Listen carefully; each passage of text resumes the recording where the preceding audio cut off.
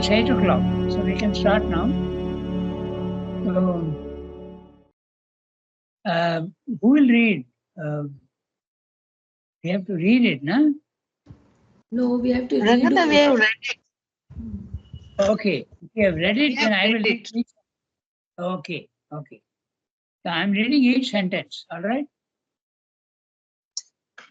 The movement which will lead us out of the disturbances of the lower nature must be necessarily a movement towards equality. Equality in the mind, in the emotional temperament, in the soul. So the equality has to be in the mind, in the vital, emotional temperament, and in the soul. Okay?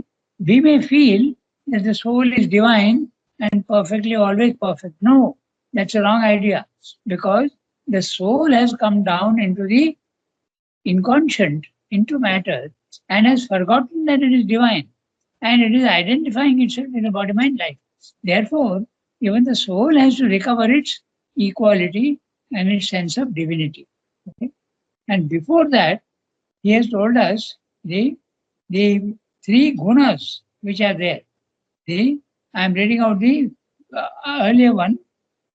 But if we rest eternally on this plane, the Madhyama Gati of the Gita, our ascent remains unfinished. The evolution of the soul incomplete. Through the sattvic being and nature to that which is beyond the three gunas, lies the way of the soul to perfection. So you have to first of all go from the tamas to the vital, that is rajas, and from rajas you have to climb to the sattva, and from sattva you have to go even higher up for equality. Okay? While you are in the three gunas, it is not possible to have equality. You can make a forced equality in the mind, but it's not permanent. To a certain extent, you may be able to control, but the control of the mind over the vital is not possible at level 1. It's not possible. So that's what Sebde is saying. I am reading the sentence again. Okay. The movement which will lead us out of the disturbance of the lower nature. What are the disturbances of the lower nature? The sattva, rajas, tamas. These are the lower nature. Must be necessarily a movement towards equality in the mind, that is sattvic, the emotional, rajasic, and the soul. Okay, the soul is a spiritual. Okay, so Ranganath, soul here is the psychic being, no? yes, Soul. yes. But even the psychic, you don't know the psychic, na? Okay. Yes. Psychic also, when it comes forward, it starts purifying the body mind life. It starts purifying. First, you have to be very clear about this. The change, psychological change that takes place in yoga comes first in the inner being, and then it comes out into the outer being. The inner being is the first to transform. The outer may not be transformed. In fact, that's exactly what happens. Huh? When the soul is purified enough, it goes up into the second level. But the first level, the body mind life remains imperfect. So all change, psychological change, takes place first in the inner being. Okay? Not the outer. So the soul also is in delusion. And the soul has to recover it has to become now subject not to moha, but to its own nature. I'm reading the next sentence. But it is to be noted that although in the end we must arrive at a superiority to all the three gunas of the lower nature, it is yet in its incipience by a resort to one or other of the three that the movement must begin.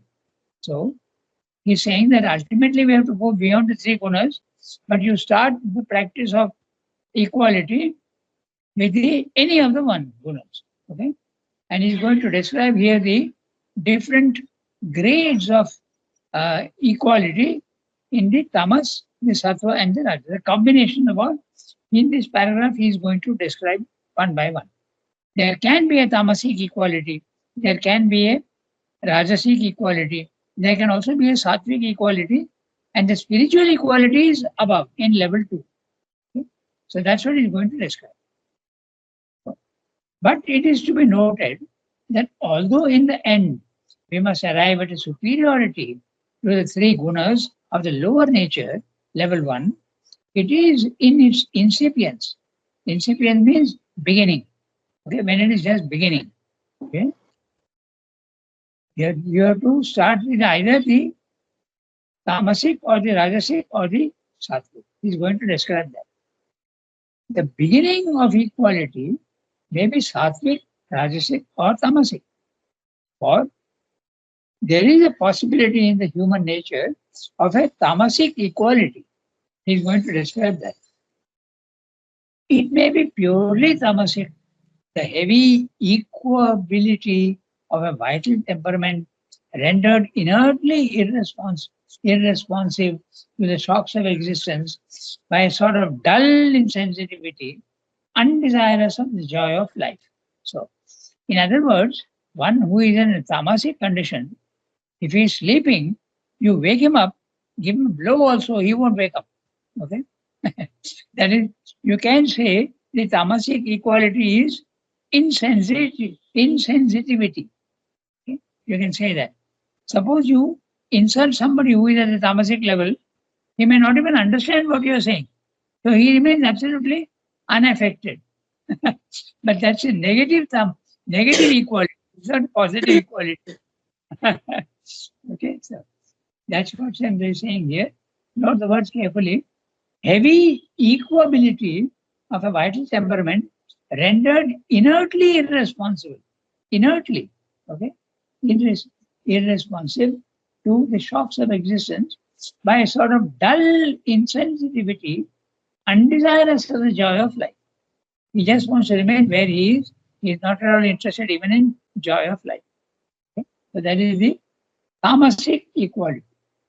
Or it may result from a weariness of the emotions and desires accumulated by surfeit and satiety of the pleasures, or else, on the contrary, a disappointment and a disgust and shrinking from the pain of life, a lassitude, a fear and horror and dislike of the world. So all these also can give you a tamasic equality. You don't care anymore. You tried and you failed, and you see that it's impossible to get what you want in the physical world. Either it can be through satisfaction of desire, you have had enough, and you then say it's all right, I don't care now anymore. Or you have not been able to satisfy your desires, and in disgust you get away from it. So obviously, this is not the real equality, but if you interpret equality as not being affected, then the tamasic equality can count as a equality. Otherwise, it is insensitivity. That's all. We are not reacting at all because of insensitivity and unconsciousness. Okay? Now, or it may result from a weariness of the emotions. You have had enough of it and you are tired of it. Weariness of emotions and desires. And how does that come? Accumulated by surfeit and excess and satiety. You have satisfied yourself fully. In fact, more than satisfied. Satiety is more than satisfaction of the pleasure, or else, on the contrary, a disappointment and a disgust and shrinking from the pain of life, a lassitude. Lassitude, the word is tiredness, okay? Lassitude, a fear and horror and dislike of the world. All these things, you will just go away and say, I don't care for the world anymore. So you won't be, you will be continue to be affected, but you sort of pretend not to be affected. You don't care for anymore. So that's the tamasic equality. It's not very easy to, it's almost like a contradiction. Okay, a tamasic equality is almost a contradiction in itself. It's not real equality. It is just a non-response. What Srindra is calling here, he is calling it inertly irresponsive. If you are, that's a tamasic equality. I go to the next sentence. Not sentence, I have to go to the other. On the contrary, a disappointment and a disgust and shrinking from the pain of life, a lassitude, a fear and horror and dislike of the world. The next phrase, it is then in its nature a mixed movement, rajaso tamasic, but the lower quality predominates. Rajaso, why? Because you are rejecting. When you are rejecting, it's a movement of the vital. So that's why it is the rajaso tamasic. But the lower quality predominates. That is to say, there is no response. Okay, even a very hard slap you give to somebody who is absolutely in that condition, he will wonder why you have slapped him, but he won't react. Okay, so that's what Sam is saying. The lower quality predominates, the non-responsiveness, or approaching the sattvic principle, it may aid itself by the intellectual perception that the desires of life cannot be satisfied, that the soul is too weak to master life, that the whole thing is nothing but sorrow and transient effort, and nowhere in it is there any real truth of sanity or light or happiness. It's a recoil from the difficulties of life. That's what Sandhu is saying. It's a negative way of saying equal. And nowhere in it is there any real truth or sanity or light or happiness. This is the sattva tamasic principle of equality, and is not so much equality. There you are. It is not so much equality, though it may lead to that, as indifference or equal refusal. So I'm going to use a very interesting phrase, equal refusal. We are refusing everything, sorrow and pain, but also pleasure. We have had enough of pleasure and doesn't satisfy you anymore. So equal refusal. Interesting phrase. It may lead to that and indifference, or you may become indifferent. So there is an element of equality in it, but the element of unconsciousness and irresponsiveness is much more. Essentially, the movement of tamasic equality is a generalization of nature's principle of jugupsa. Jugupsa is the withdrawal from anything. Okay? You feel disgusted and you withdraw from the physical world. So that's what Shen is explaining. The tamasic equality is a jugupsa. It is a withdrawal from the physical world, or self-protecting recoil extended from the shunning of particular painful effects to shunning of the whole life of nature itself, as in some, leading to pain and self-tormenting, and not to the delight which the soul demands. So, very clearly what he has said is, he has explained tamasic equality. Either you have had too much of pleasure, and now you say, I've had enough now, I don't want to indulge in these pleasures anymore, or you may not have been satisfied and you get away from it by jugupsa, by a disgust. This is the tamasic equality. Now again, we will explain more in the tamasic equality. So, and it's a big para, 1-page para. So we will read. Who will read? One of you has to read. Can Sunki, can you read?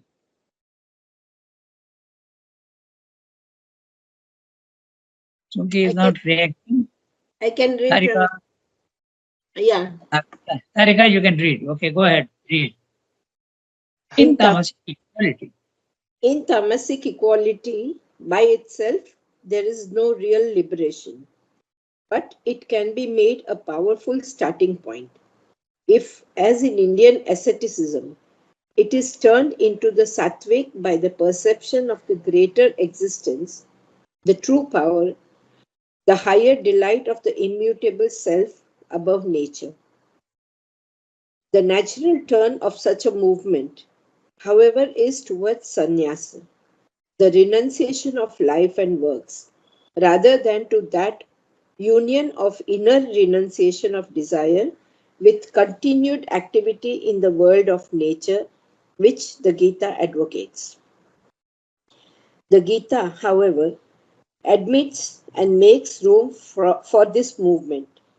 It allows, as a recoiling starting point, the perception of the defects of the world existence, birth and disease and death and old age and sorrow. The historic starting point of the Buddha, Janma, Mrityu, Jara, Vyadhi, Dukkha, Doshanu darshan. Doshanu Darshanam, and it accepts the effort of those whose self-discipline is motivated by a desire for release, even in this spirit, from the curse of age and death. Jara, Marana, Moksha, Mam, Asriya Yatantiye. But that to be of any profit must be accompanied by the sattvic perception of a higher state and the taking delight and refuge in the existence of the divine. Mam Ashritya.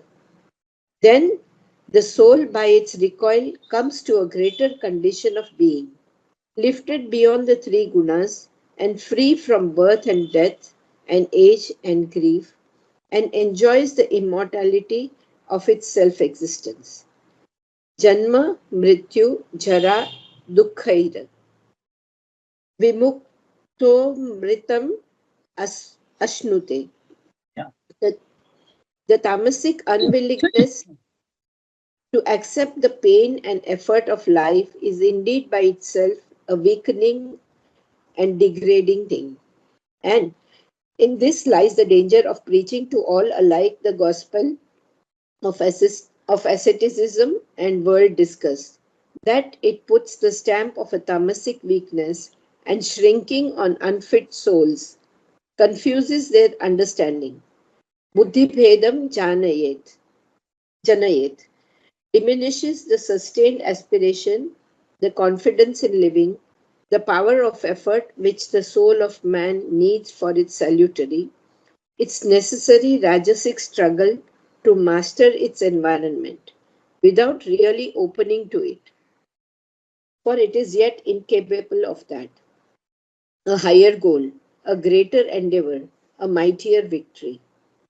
But in souls that are fit, this tamasic recoil may serve a useful spiritual purpose by slaying their rajasic attraction, their eager preoccupation with the lower life, which prevents the sattvic awakening to a higher possibility. Seeking then for a refuge in the void they have created, they are able to hear the divine call. O soul, that findest thyself in this transient and unhappy world, turn and put thy delight in me. Anityam asukham lokam imam prapya bhajasva mam. So you can very clearly see now, when they are explaining how even a tamasic recoil from the physical world can lead to a spiritual life. Okay, you are disgusted with the incompetence and the falsehood and all, and you recoil, you get back from it and say, nothing will happen in this world. I don't want to have anything with this world. It's a negative starting point, but still it can lead to sannyasa. Okay, it can lead to a complete giving up of the physical. So you can get to a spiritual life with this tamasic equality. And tamasic equality has told you either by over satisfaction or by under satisfaction. When you don't. We'll look at each sentence carefully and see what he said. In tamasic equality, by itself, there is no real liberation. Very clear. Okay. There is a sort of non-responsiveness, but it's not really a positive equality at all. It's a negative equality. You're just not reacting because you're not interested anymore. I've had enough. I've seen all this leads to nothing at all. So I withdraw. Okay. So that is, and he has also given you, in a certain sense, Buddha's starting point. He sees in the physical world death, old age, and disease. And he gets so disgusted that it withdraws from the world. So this also is a starting point for the tamasic equality. Now, in tamasic equality by itself, there is no real liberation, but it can be made a powerful starting point if, as in Indian asceticism, it is turned into the sattvic by the perception of the greater existence, the true power, the higher delight of the immutable self above nature. So if you can take advantage of this negative equality and see, oh, this world can never satisfy me, but is there something which can satisfy me? Then the soul which is ready can enter into a spiritual life through the negative door. Okay, through the negative door. But anyway, it's a door. That's what Sridhar is pointing out. It is turned into the sattvic by the perception of a greater existence, the truer power, the higher delight of an immutable self above nature. All the things of the physical world are not giving me any satisfaction. Can something really give me permanent satisfaction? Then you can graduate to the spiritual life. The natural turn of such a movement, however, is towards sannyasa, giving up the physical world, the renunciation of life and works, rather than to that union of inner renunciation of desire, which continued activity in the world of nature, which the Gita advocates. The Gita is saying, don't give up the physical world, but give up your desires. Desire, attachment, and ego, these three things, if you give up, then you will have equality. It's a positive way, but not the physical renunciation of life. Physical renunciation of life is not recommended in the Gita. The Gita, however, admits and makes room for this movement. So it does accept a tamasic record. It allows as a recoiling starting point the perception of the defects of the world existence, birth and death and old age and sorrow, the historic starting point of the Buddha.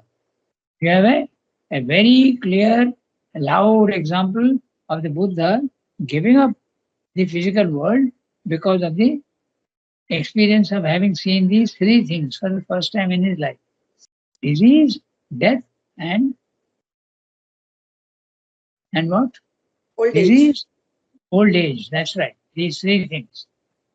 And so, the historic starting point of the Buddha. Janma, Mrityu, Jara, Vyadhi, Dukkha, Dosha, Anudarshana. Janma, birth. Birth into an imperfect world. Mrityu, okay? Mrityu, death. Jara, old age. Vyadhi, disease.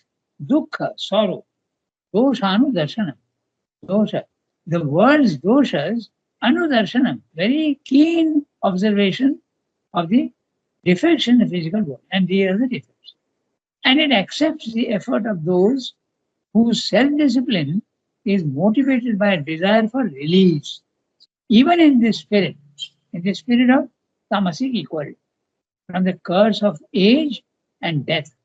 Jara, Marana, Mokshaya. Okay? I want to get rid of Jara and Marana, and I want liberation, Mokshaya. Maam ashritya yatanti ye.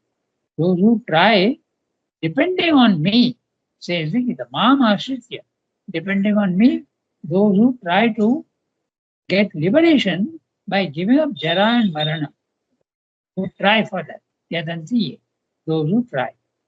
But that, to be of any profit, must be accompanied by the sattvic perception of a higher state and the taking delight and refuge in the existence of the divine, Maam Ashritya.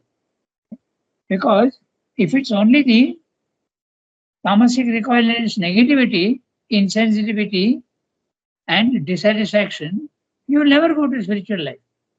You will end up being even worse. But if this starting point makes you think that what is there that can give me satisfaction? What is there something better than this? I can try for it. That will lead you to a spiritual life of sannyasa. then the soul, by its recoil, comes to a greater condition of being, lifted beyond the three gunas and free from birth and death and old age and grief, enjoys the immortality of its self-existence. Janma mrityu jara dukhair vimukto amritam asnute. By giving up these, you get immortality, you enjoy immortality. Note interestingly enough also that the Raman Maharshi's giving up the physical world, even his clothes, was not prompted by a tamasic recoil. It was not tamasic recoil. It was just that he had the experience of the self. And it was so wonderful that he says that this is worth having, and he gave up everything to do. So in his case, it is certainly not tamasic recoil, although he didn't give up the world. Ultimately, he never gave up the world because he came down. He wanted to, but he was not allowed to. So he came down from the hill and stayed below and helped everybody. So his is not, he was a positive giving up. So there also, giving up of the physical world can be positive as well as negative. Negative by dissatisfaction and over-satiation, over-satisfaction. But in his case, it was not. He had a glimpse of the self. Very young age, at the age of 16, he had this glimpse of the self. And it was so wonderful that that's what he was pursuing. So in his case, very clearly, it's not tamasic recoil. Okay? I'm going to the next sentence. The tamasic unwillingness to accept the pain and effort of life is indeed by itself a weakening and a degrading thing. And in this lies the danger of preaching to all alike the gospel of asceticism and world disgust, that it puts a stamp of a tamasic weakness and shrinking on unfit souls, confuses their understanding, buddhi vedam janayet, okay? But let it not engender buddhi vedam, the confusion in the mind, okay?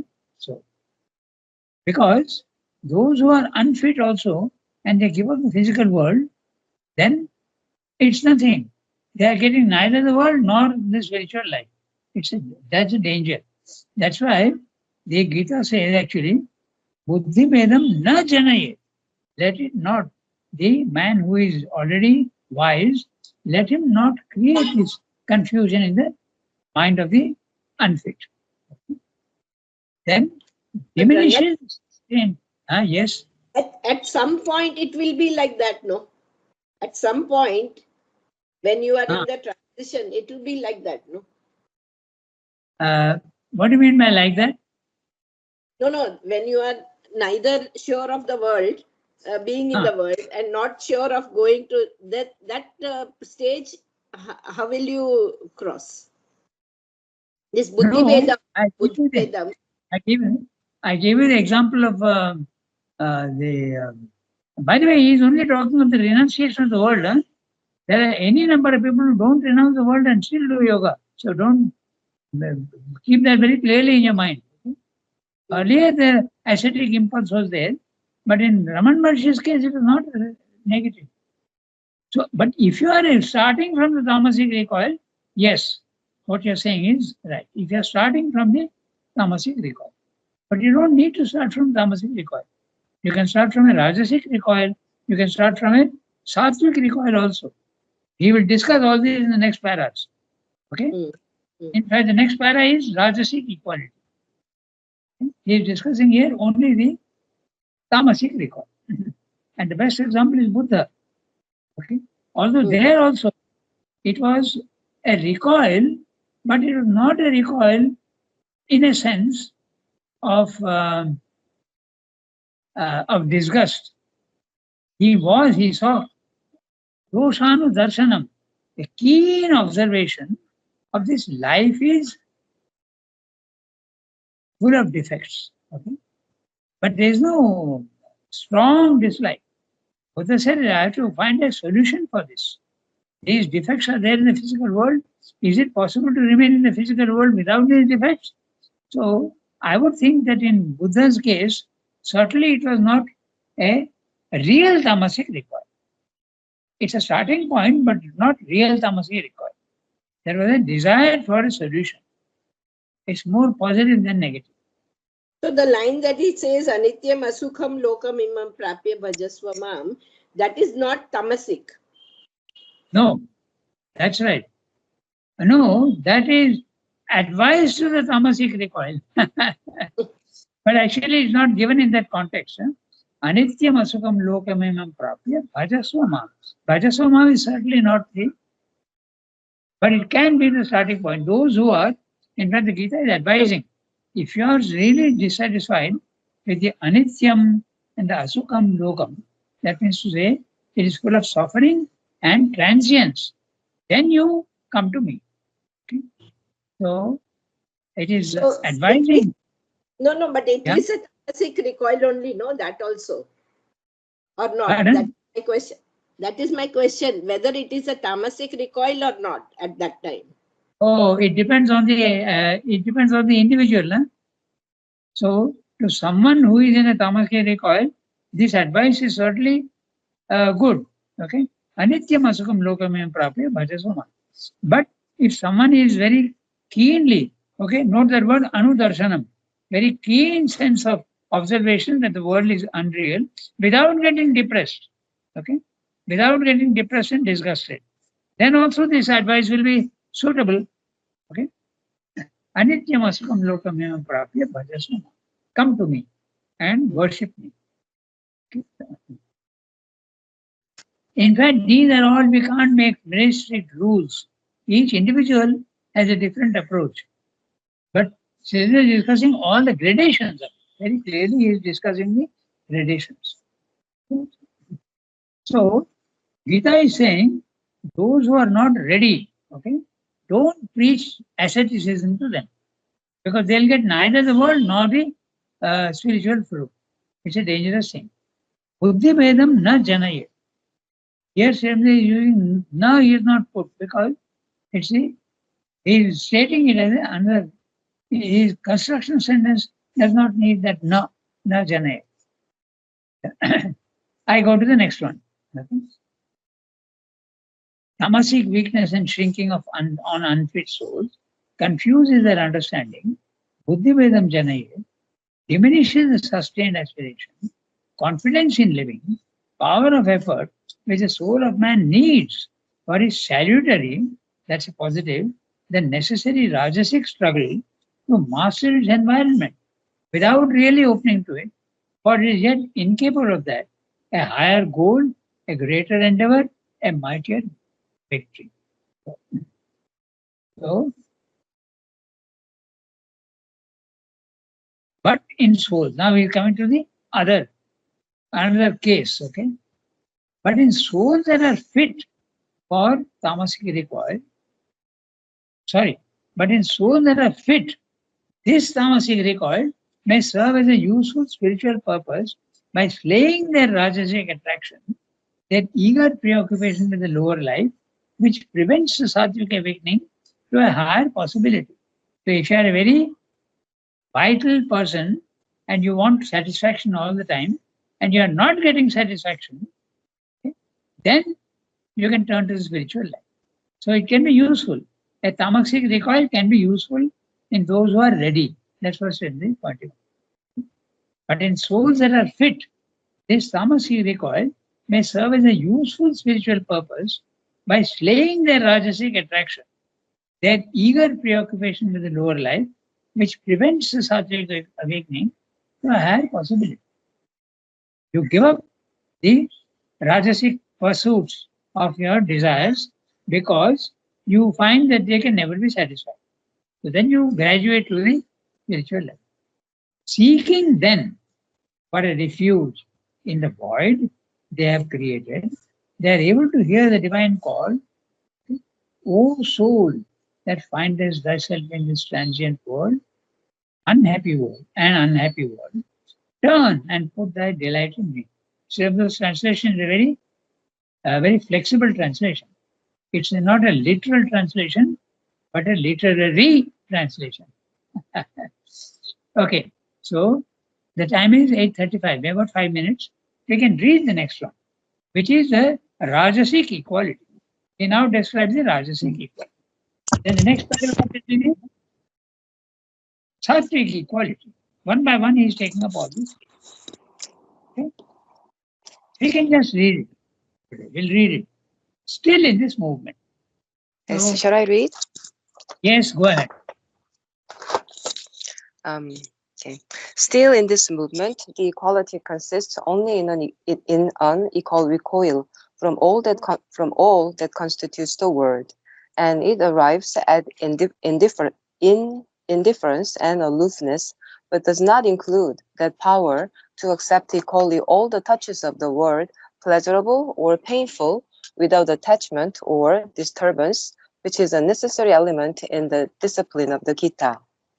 Therefore, even if we begin with the tamasic recoil, which is not at all necessary, it can only be as the first incitement to a greater endeavor, not a permanent permission. The real discipline begins with the movement to mastery over these things, from which we were first inclined merely to flee.